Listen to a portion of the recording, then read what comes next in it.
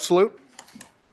I pledge allegiance to the flag of the United States of America and to the republic for which it stands, one nation, under God, indivisible, with liberty and justice for all.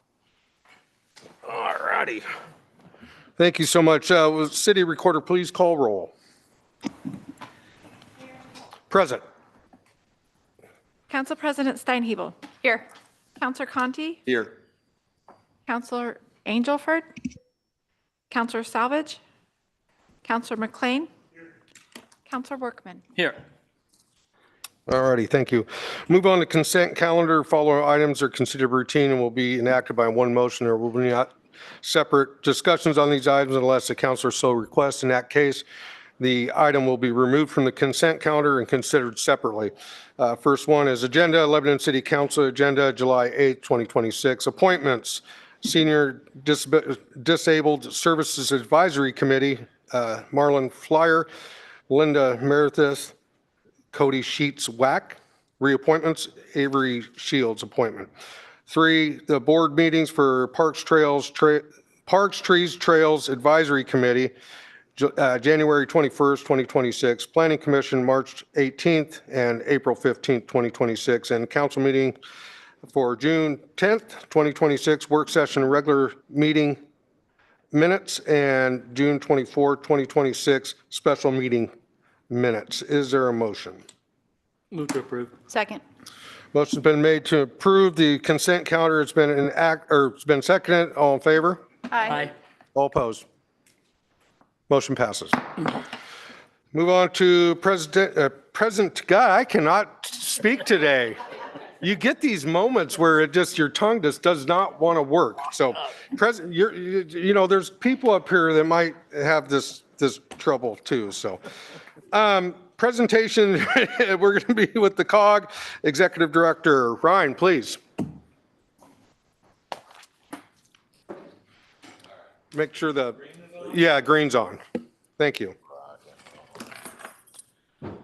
Well, good evening, Mayor and Council. Thank you so much for having me back. Ryan Vogt. I'm the Executive Director for the Oregon Cascades West Council of Governments, and I'm also the Executive Director for the Community Services Consortium. This is a new transition that's happened over the last year as the two boards have continued to encourage the two organizations to seamlessly work together to serve primarily low-income seniors together, but we certainly have a social services footprint that's bigger than just that. I've brought with me today Kayla, who's the Agency Director for Community Services Consortium, and we'll just kind of divide time a little bit. So I'll keep mine to a half hour or so, and then I'll give Kayla another, sorry, had to do it. Ryan, can you hold up for just a second? How do you turn these screens on? That's what I was just. No screen activity going on. That one on the end does, and up there does. The screens are on, but we're not seeing the presentation on the screens. So the packet that we provided to the council was not necessarily needed to be queued up as a presentation, but we can do it that way if that works best for everyone. I'm good. Yeah, you don't have to go through it, just put Well, it on the screen and kind of. Yeah. Well, usually it'll show who's talking too, and Yeah. mine's not even nothing. Yours is black. Blank. Black, yeah, a lot of them are. Unless, oh. It's that thing, the on button.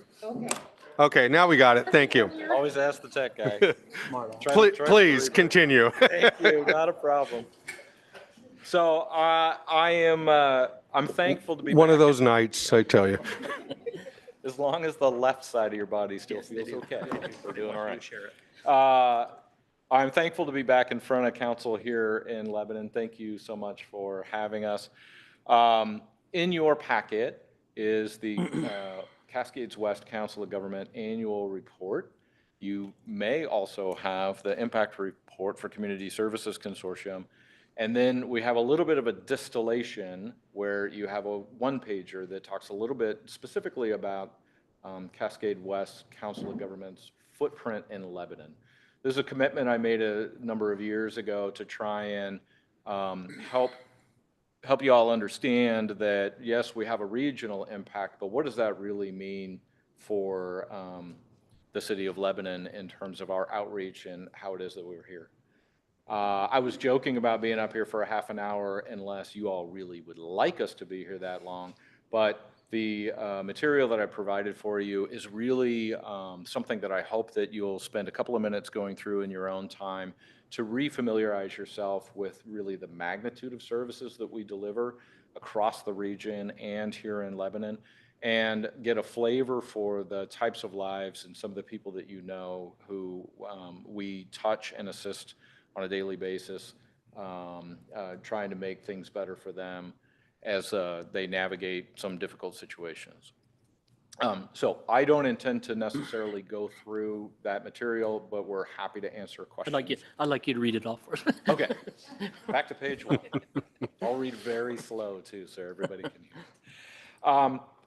So I do, however, have a handful of things from the Cascades West side that I'd like to highlight. Since this is an annual report and we are now in July, some of this is a little bit stale, and there's a couple things I'd like to call out. And then I'll hand it over to Kayla to talk a little bit about Community Services Consortium, and then we'll take questions if you have them, or we will let you get as quickly to dinner as you possibly can. So one thing that I would love to point out is we have a person that some of you hopefully know, Tori Hartman, who has been here in the community, and she has been the site manager for the Meals on Wheels here in Lebanon for 24 years.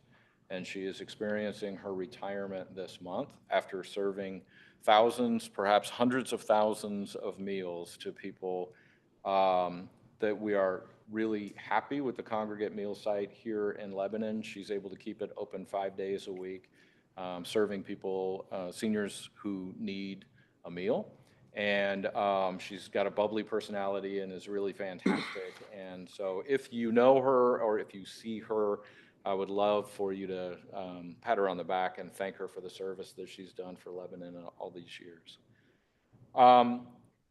Also, one of the things that you'll note in there is our Ride Line non-emergency medical transportation program. And this is a program that we run where people who are on Medicaid primarily, who don't have access transportation to get to and from the doctor, they're able to call us up and we arrange for a ride to come and pick them up. And this year, so far, just in the first 6 months, we have provided 12,552 rides to residents in Lebanon. So that gives you a kind of an order of magnitude of how many people in Lebanon are needing to get to the doctor and don't have an alternative way to get there.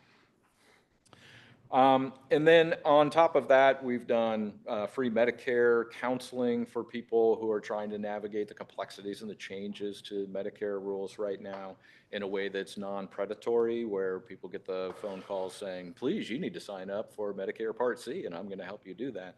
But we have free counseling where people can call up and understand better what the different types of Medicare do for them.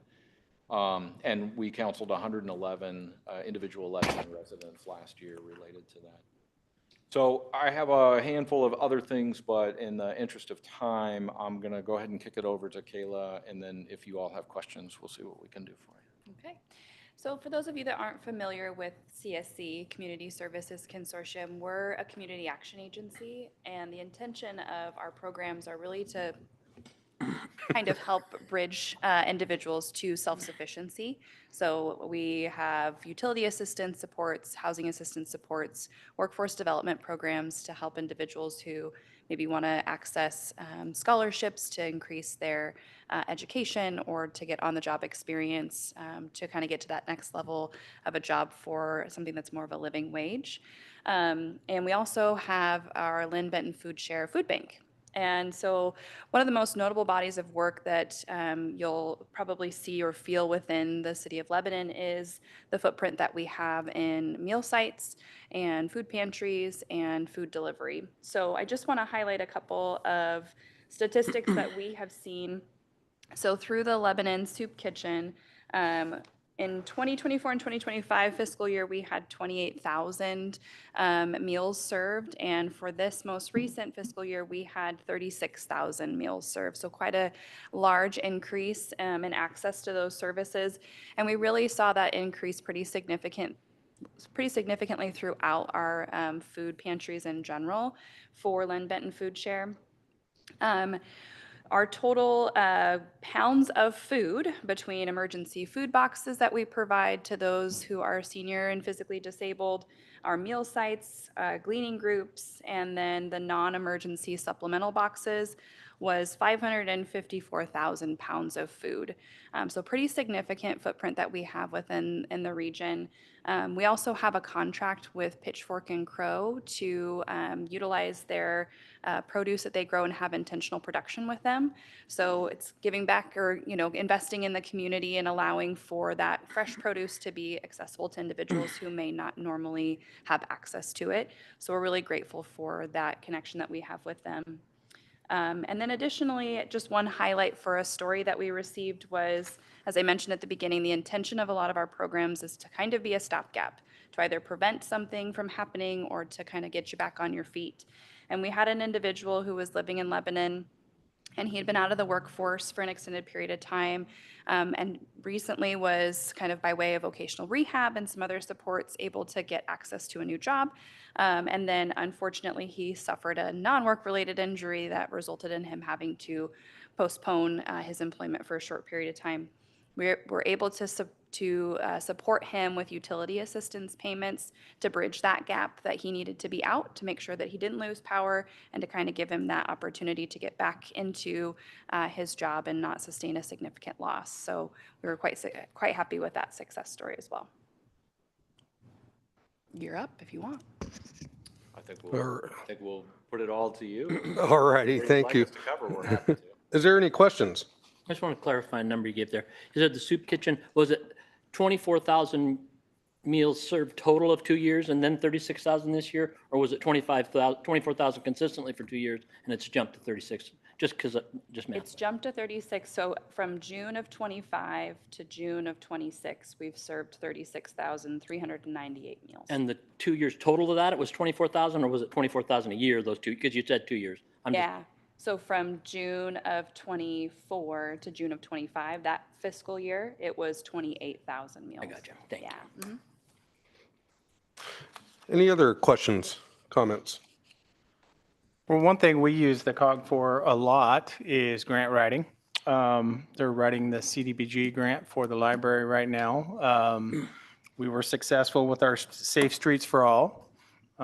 We've got another joint application that we just found out wasn't successful today with Lynn County that Susan's helped us write. So we appreciate all that work that goes on there. We have a good collaboration with Susan. So just want to throw that out there that we appreciate working with her. What's the biggest challenge you have going forward? What's the biggest What's the challenge biggest we have challenge? going forward? I mean, no, there's many of them. What's the one that scares you the most? The one that scares me the most right now is what rules may or may not be implemented by the Office of Management and Budget on October 1st, because those open the door for all federal funding streams to be kind of summarily changed in the way that they get administered. But I think other than that, the food insecurity is going up. Poverty continues to rise, and the wealth gap continues to broaden. And most of the social services that we provide across the two organizations are targeted at lower income Oregonians. And so you take those kind of societal factors that are driving some of that. You look at the impending Medicaid cuts that are coming. You look at people falling off of the SNAP rolls right now because of the redetermination stuff.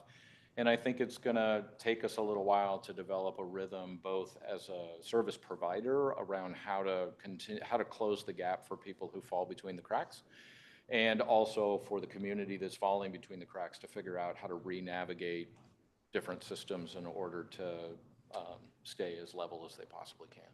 Thank you. Yeah, thanks, Councilor.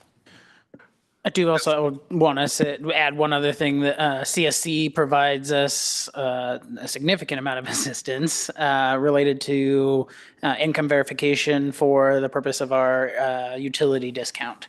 So that's a huge service that they provide for us. I know sometimes it gets to be a lot, but we really appreciate that they put that effort in for us, and our customers, I know, appreciate it as well. So thank you. Thank you, Director. We're not as good at bragging as we should, I guess. Any other questions or comments?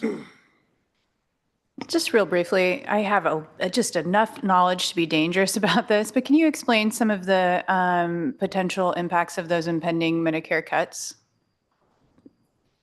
Like to our community in specific, or to our county, how about that specifically? Thank you for the question, Counselor. And I just got across my desk earlier today the recommendations that have come out of the governor's targeted Medicaid council on that. So I feel ill-equipped to give you detailed information on that, but I am more than happy to follow up with you. Okay.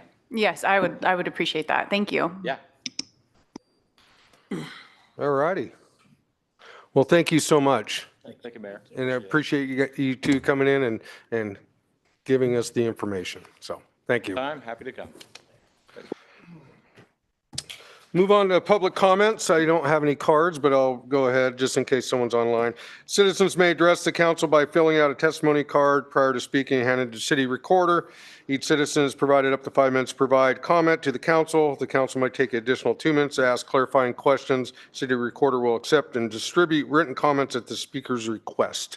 And we don't have any public comment tonight, unless there's someone sneaking around besides Trey online. Nope, okay. We'll move on to our public hearings. Public hearing for the exempt from competitive bidding. The public hearing is now open at 6:16. I don't know why my brain is not working tonight for some reason. Will the city manager please prevent staff report? Thank you, Mr. Mayor, City Council. So what we have before you tonight is a request to exempt from competitive bidding and authorize us to utilize the construction manager general contractor form of project delivery for the wastewater treatment plant project.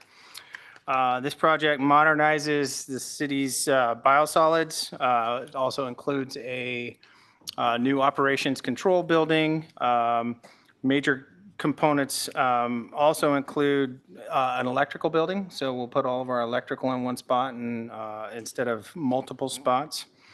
It involves highly specialized biosolids treatment equipment. This requires significant technical expertise. Construction must occur while maintaining continuous operation. That's probably one of the biggest aspects of this is maintaining existing operation. We don't have a lot of redundancy out there, so it's going to be tricky. So what the CMGC delivery method allows us to do is involve a contractor early, which is key to getting a good project off the ground. It reduces our risks. We get real-time pricing. We also get some value engineering out of it from the contractor, and it makes for a smoother project, one that's very technical and one that's this large. We intend to issue a request for proposals to qualified contractors so they can submit a proposal on the contract or on the project. They will be selected based on qualifications, like technical experience, their approach to the project. And our evaluation is not solely based on low bid price, although that is a component of the evaluation is price. You don't get an overall guaranteed maximum price until we get to that point. So the first phase of this is pre-construction phase services, which is basically a lump sum value that they'll provide. And then they provide the markups, percentage markups for each of the different categories, whether it be self-performed, subcontractors, materials, and labor and such. So pursuant to ORS 279C335, City Council is acting as the local contract review board, and they must approve the findings to support us to do the exemption from competitive bidding. Staff obviously recommends this for approval. We've talked with the city attorney. In fact, he's written a letter for our CWSRF grant that the findings and concurs that they satisfy the statutory requirements. more than happy to go through any of the findings with you and move any questions you may have, but what's on the table is a recommend to approve this for exemption from competitive bidding. So with that, I can answer any questions. Just a comment. I'm in favor of it. Okay. Make sure we turn on mics. Just a comment. I'm in favor of it. Any other questions from council? Is there anybody that would like to speak regarding this matter?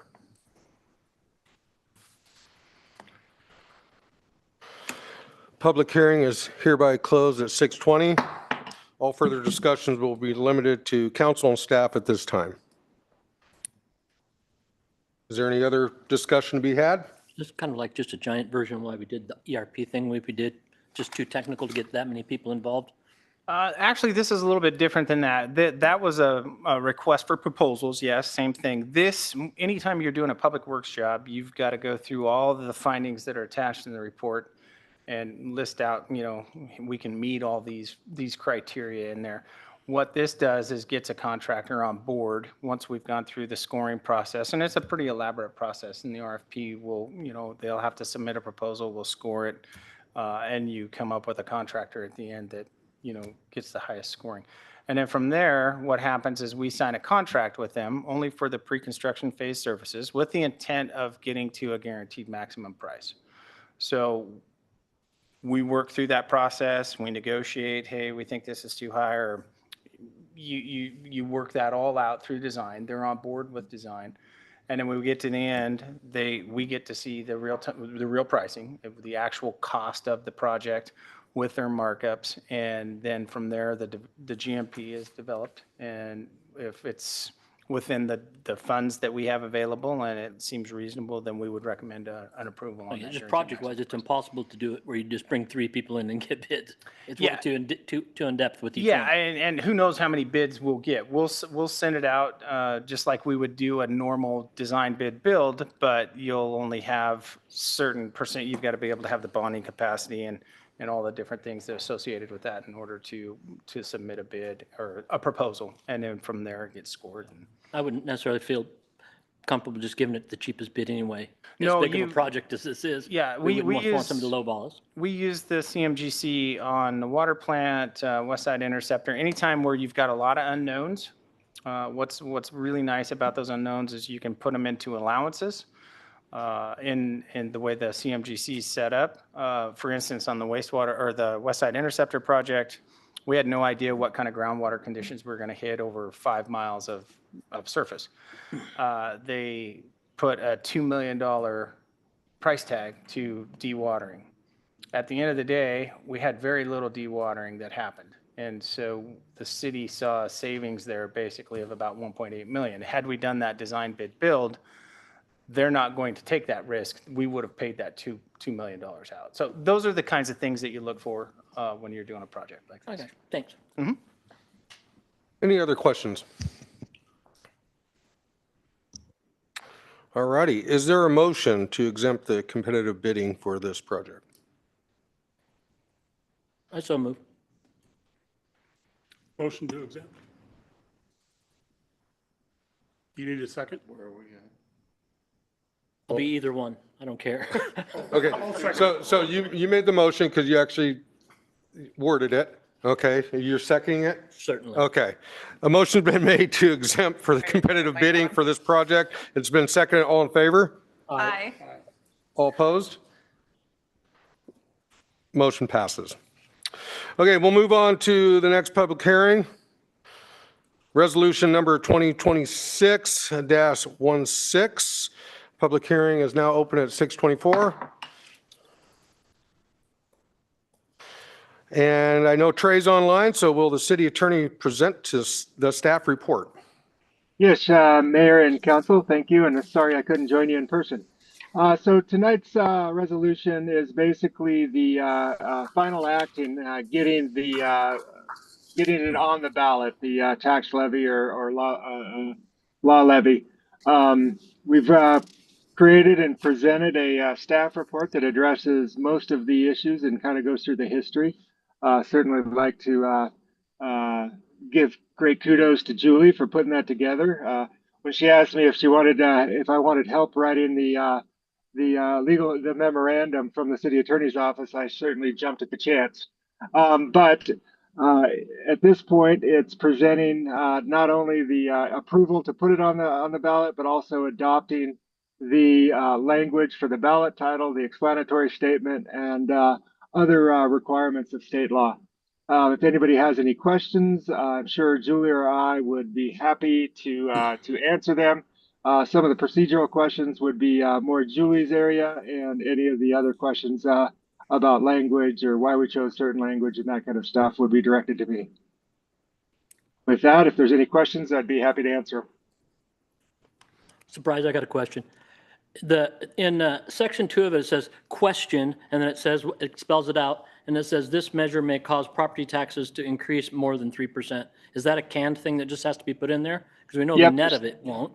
The statute requires that language specifically, and it doesn't count towards the word limit.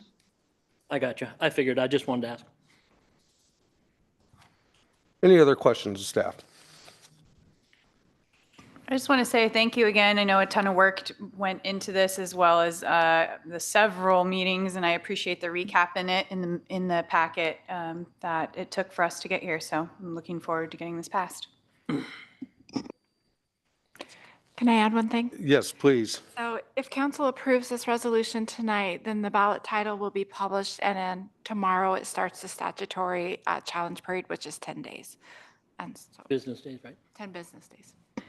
So to clarify, after those 10 business days, will we have like a ballot measure, like a number for it? After those 10 business days, if there's no challenge, then we will go over and file it with the county, and then they will issue that measure number. Oh, okay, so you hold on to it for those 10 days, waiting for, okay, I understand the process now. Thank you. Any other questions? Is there anyone that would like to speak regarding this matter? All right. Public hearing is hereby closed at 6:27. All further discussions will be limited to council and staff at this time. If there's no more discussion. Okay. City Attorney, will you please read the title of the resolution? Thank you, Mayor. Resolution number 2026-16, a resolution referring to the voters a 5-year local option property tax levy for municipal jail operations, adopting a ballot title and explanatory statement, and directing the city elections officer to take all actions related thereto. All righty. Is there a motion regarding this resolution? I'll say it wrong. Yes, I move to move forward to put this on the ballot, please. I'll second that. Motion's been made to refer this and put it on the ballot. It's been seconded. All in favor? Aye. All opposed? No, Okay. I'm an aye. Motion passes. And just to We'll be, move on to regular.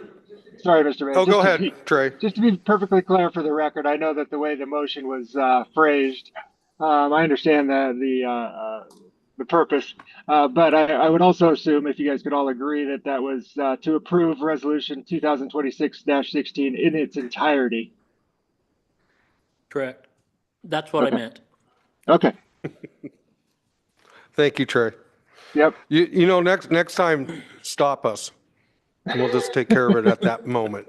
After all the unanimous votes we've had on it, I Yeah. would be surprised if we didn't have one tonight. All righty. We got to read it. Could we have read into the record the ballot title? Nobody has said it out loud. The city attorney did read it. It is in the title of the Of the resolution. I think what he's asking for is are you asking about the actual caption of it, or the Yes, the title actual of the caption.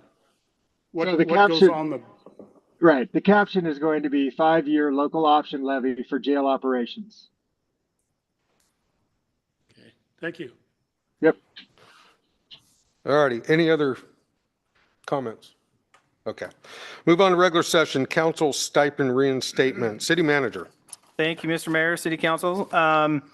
What we have before you here tonight is basically a discussion amongst yourselves, but I'll give you a little bit of background on the stipend. So historically, the city's provided a stipend to city councilors and the mayor. The last, in 2024-25 budget committee process, council voluntarily discontinued all city council stipends. That dollar value was $225 a month per counselor and $1,000 per month for the mayor. There was no date for reinstatement at that time. Excuse me.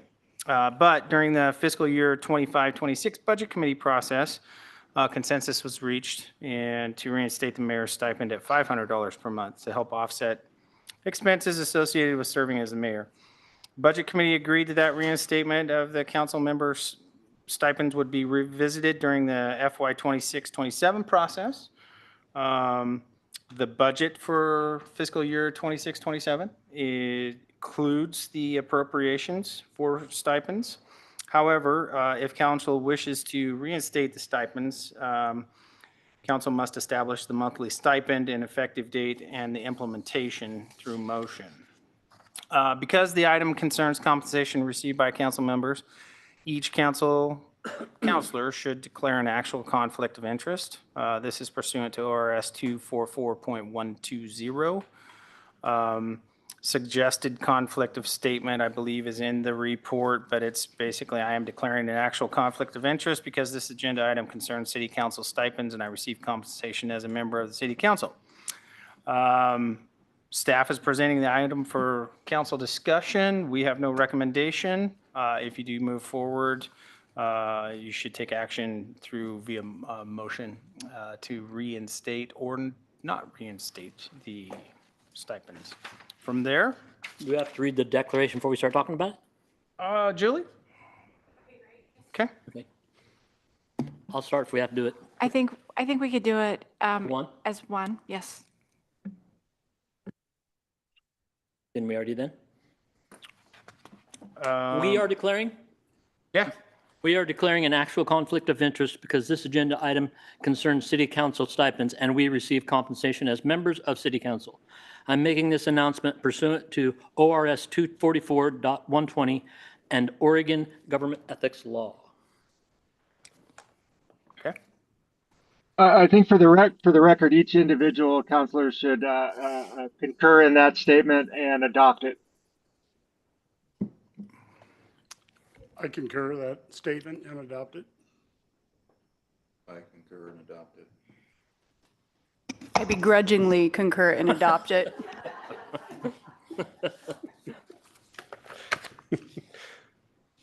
Am I required to say it too there, Trey? I think so. If you're gonna talk about it, What was the phrasing again? I concur and adopt. I concur and adopt. Is there questions of staff? Again, I want to just highlight that staff report again, that I kind of did this in the last one, but I do appreciate the work in there about the history and the reminder that when this was done, it was done at the same time that we asked our department heads to also forego a cost of living increase too at that time. So it really, again, felt very appropriate at the time. I still feel like it is appropriate to continue to not take. However, I fully understand and know that I'm in the minority in this one and will support council's decision in this. Am I right with my iPhone math that equals $2,350 a month? $28,200, is that the same amount? That's what it was as quoted before with my super duper math skills on my phone. Brandon, do you remember how much we budgeted altogether? It's 28.2 a year is what. I think we budgeted 32-ish. I'd have to pull that up, but we've budgeted enough to cover the 6 stipends as well as the mayor's stipend. Okay. I just got the, and like I said, I just did quick math. That's $2,350 a month or $28,200 a year. That sounds close. You're right. I know for at least the 6 council members at $225 a month, you are looking at $16,200 for the year. Does the 30,000 include the PERS liability for the 2 public employees? Or no, sorry, former, one That public is separate. We employee? do have that budgeted separately. I'm trying to pull up our budget document now to give you a precise number for that overall budget. Oh, no, 2. It'd still be in PERS, huh? Okay, so for the personnel total budget for 2027, it's $37,868.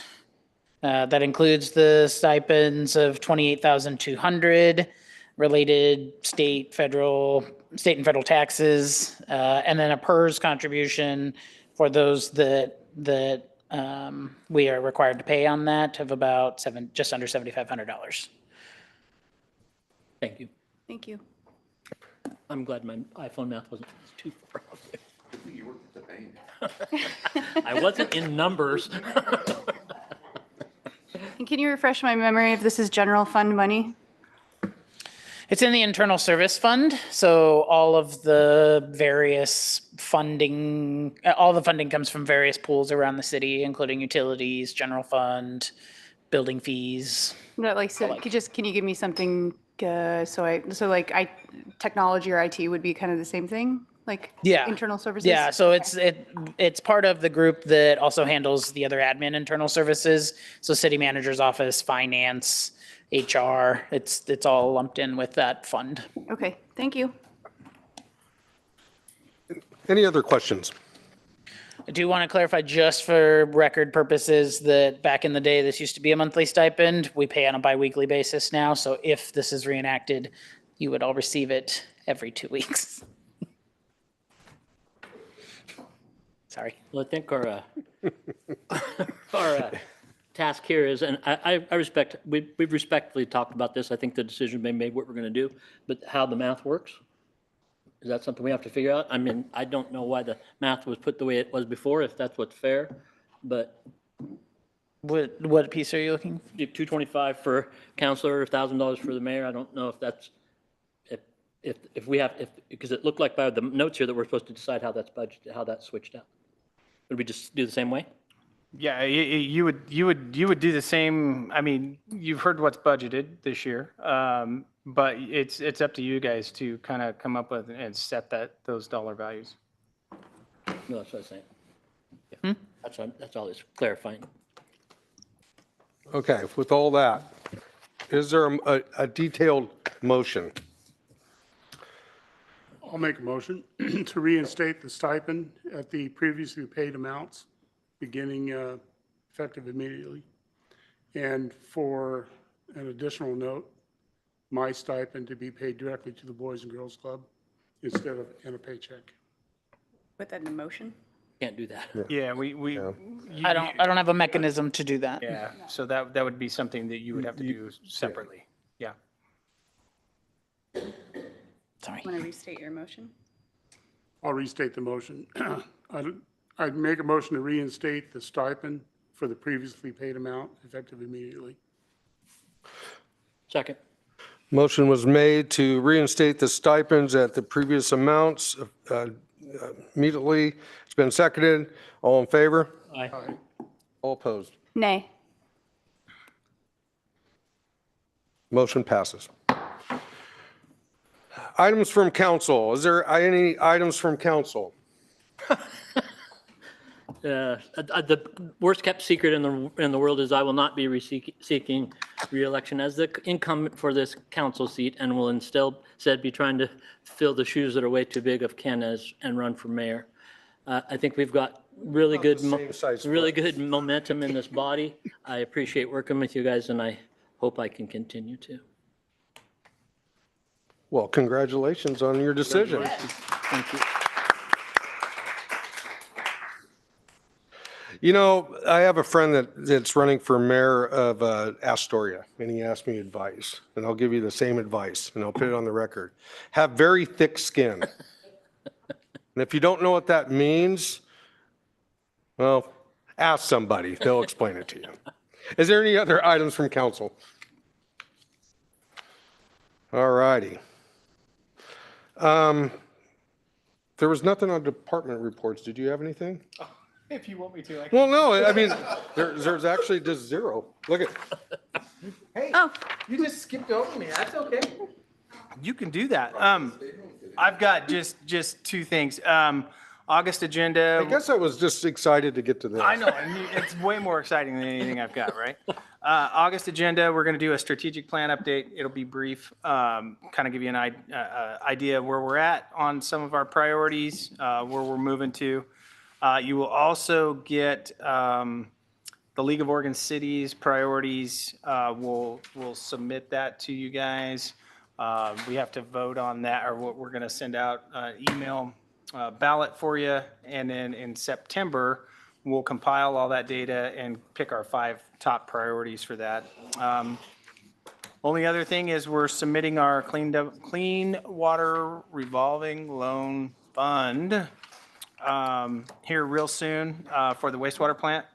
And we'll keep you posted on how that goes. I don't foresee any issues with that. So other than that, if there's any questions about the manager's report, feel free to ask. Kind of department since Frank's here. Last time I was here, we talked about, are you aware of Demon on a little scooter in Christopher Columbus Park? Nobody's ever said anything, it's only a buzz thing? Yeah. I'll just chalk it up as a buzz thing. I looked into it and I found one call on that. And we went out and addressed it with the parents. Okay. Yeah. I can, with a clean conscience, that I ask now. Alrighty, I'll ask again for items of council since we're out of order a little bit. Is there any other items from council? No? Okay. Public press comments. Would anybody from the public or press like to address council? Nobody online? Okay. Next scheduled council meeting will be August 12th,